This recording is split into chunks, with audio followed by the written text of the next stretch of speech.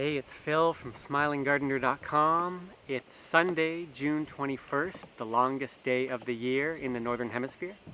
And it's about 7:30 in the morning out in my garden here. A little bit windy, a little bit rainy. And this is my one day of the month that I get out into the garden, usually once a month for a day, and pull whatever weeds have made it up through my leaf mulch. And I lay down a little bit more leaf mulch in areas where that's necessary. And I spray some effective microorganisms with molasses and liquid seaweed fertilizer and sea minerals fertilizer to get a little bit of nutrition and beneficial biology out into the garden. And I'll plant whatever needs planting. Today, if I get around to it, I'm going to sow some squash family seeds because they'll be happier now that the soil is warmer this time of year. And if the rain holds off, I'm going to try to film some videos for you today. About a month ago, I introduced the idea of biointensive gardening to you. And at the time I was talking about this charity that I really love and support called Organics for Orphans. And you can actually read about it down below because I'm posting this video on that same page. But briefly, what they do is they're working in the developing world in rural communities. Excuse my voice, I just woke up. In rural communities, helping them learn how to garden and relate to their food differently. So they're teaching them about medicinal plants such as the neem tree, which we use here in our gardens too, but it's called the tree of 40 cures, meaning that it cures 40 diseases. It's very medicinal for people too.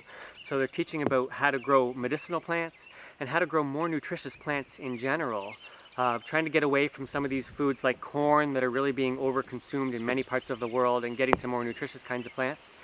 And how to take the surplus from what they're growing and generate income for themselves and also feed the orphans in their communities, hence the term, the charity name, Organics for Orphans. And the last part of that is how they grow, and they're teaching them to grow biointensively. And that's what I'm going to be talking about in this series of videos. So biointensive gardening is a mixture of many different gardening techniques that have been used around the world for thousands of years.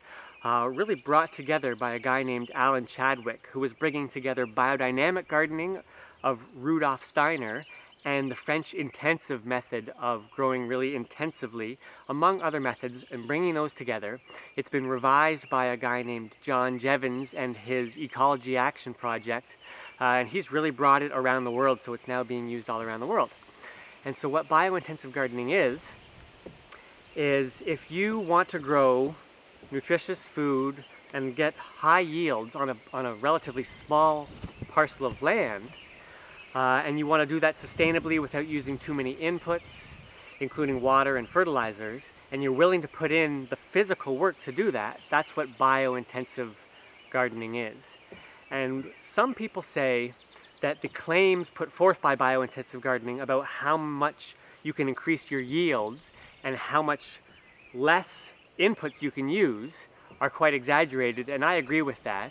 But that's often the case, I guess, when we're trying to sell our concept. We want to take the best case scenario and showcase that. But I have used biointensive gardening and I've studied it, and I've seen that yes, you certainly can increase yields and you can over time decrease your inputs. Now the other thing some people don't like about it is that it is a lot of physical work. But I think that's what the strength is, because if you're in a place where you don't have the inputs and you don't have the land and you're willing to put in that work, that's where biointensive comes in. Sometimes I think about it and I think about sort of the opposite is permaculture. Now in many ways these two are going to be in agreement, but in one way it's kind of different. And with permaculture, which tends to be a little bit more what I do in the long run, we're trying to get nature to do the work for us. So behind me here I have this, I'm developing a food forest here. If you're in the academy, the full academy, we get into that in the last month of the course. And when you're starting a food forest, or really any type of garden, the first couple of years can be difficult because everything is so spread out and it doesn't feel like much of a space. Especially if you're a new gardener and you're going to have some failures in those first couple of years, and it can be difficult to get to the point where you're starting to see this forest of food, or even if you're not growing a food forest, it can be difficult to get to the point where you're just starting to feel success. But this is the third year of this garden, and it's just starting to feel like a really nice place to be in. It's still not a forest of food, but it's starting to feel like that. I mean, off to the left of the shot, you can see my elderberries getting really big, and 2.5 years ago, that was just a foot tall. Just off screen is a cherry tree that I was eating cherries from yesterday. Right on the far side of the screen is a pear tree that's starting to get nice. And then in the garden, it's just starting to be a place where I can get lost in when I'm pulling weeds. And yesterday afternoon when I got here, I started pulling a few weeds, and there are hummingbirds and butterflies and bumblebees all over the place. I have a lot of comfrey in bloom right now that they're enjoying, a lot of vetch that I just pulled, and it's just a really fun place to be. So if you're a new gardener, you need to get through those first few years of learning what you're doing and waiting until your perennial plants are established, and it becomes a really exciting time. So permaculture is when we're trying to get nature to do more of the work, and perennial plantings are a big part of that. So I don't have to come in here every year and plant a lot of things. There are a lot of things in here that just come back for me every year now. And permaculture is otherwise just looking to nature to do a lot of the work. Biointensive gardening, of course, we learn from nature, but we're doing a lot of the work every year to really try to boost yields as much as possible. In this garden, I do a little bit of both. So some of these videos I'm going to be shooting and sharing with you over the next month or two, I do in little pockets in this garden, but overall I think of it as a permaculture garden.